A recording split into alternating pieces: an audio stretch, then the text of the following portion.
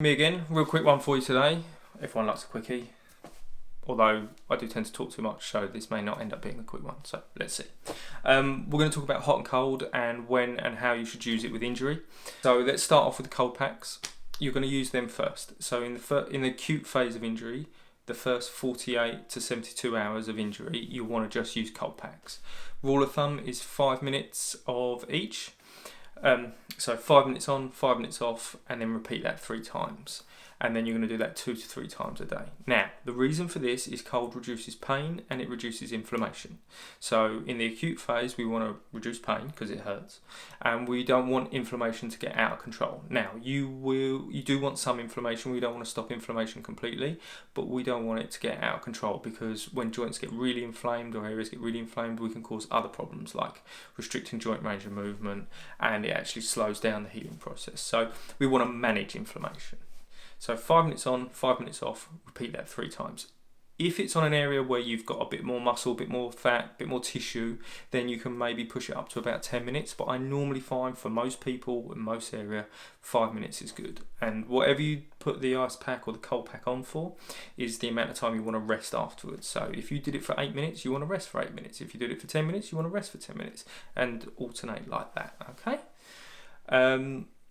After the acute phase, so after the 72 hours, we want to start introducing heat. The reason we want to introduce heat now is because probably most of the inflammation has died down.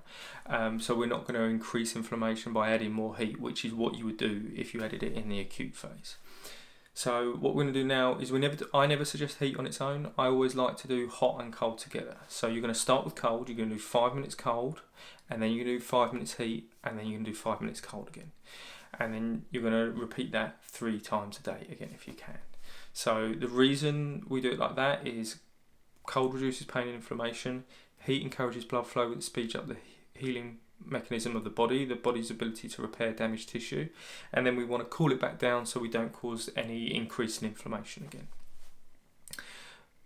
It really is that simple. When it comes to what you should use for hot and cold packs, if you've got an ice pack in the freezer, great, just don't put ice directly on your skin, wrap a bit of tissue around it, but it can be something as simple as a towel or flannel soaked under a cold tap. With heat packs, I normally suggest either a hot water bottle, one of those weak bags that throws in the microwave, or again, you can just soak a towel in warm hot water and then place it on the area. It will be enough to stimulate the blood flow. There are a couple of areas where I normally suggest other things. Feet and ankle are the main ones. It's difficult to balance an ice pack on your ankle. If you've ever tried it, you know it's a pain in the backside and it doesn't really work. Get yourself a bucket, fill it with cold water, and submerge your foot in it up past your ankle bone. Okay, if you're going to do the hot and cold together, if we're past the acute phase, you just need 2 buckets, and you're going to put cold in one, warm in the other, and you're going to hop between the 2 buckets. Don't put ice in your bucket. It's not worth it. It's horrible. Don't do it. Your cold tap is plenty cold enough, I promise you. I hope that's helped. I hope it gives you a little bit of understanding. I mean, I hope no one's got any soft tissue injuries from doing too many home workouts anyway. But if you have, these little tips might be handy, and it might be the difference between you having lots of aches and pains and needing to come see me when the lockdowns finish and not.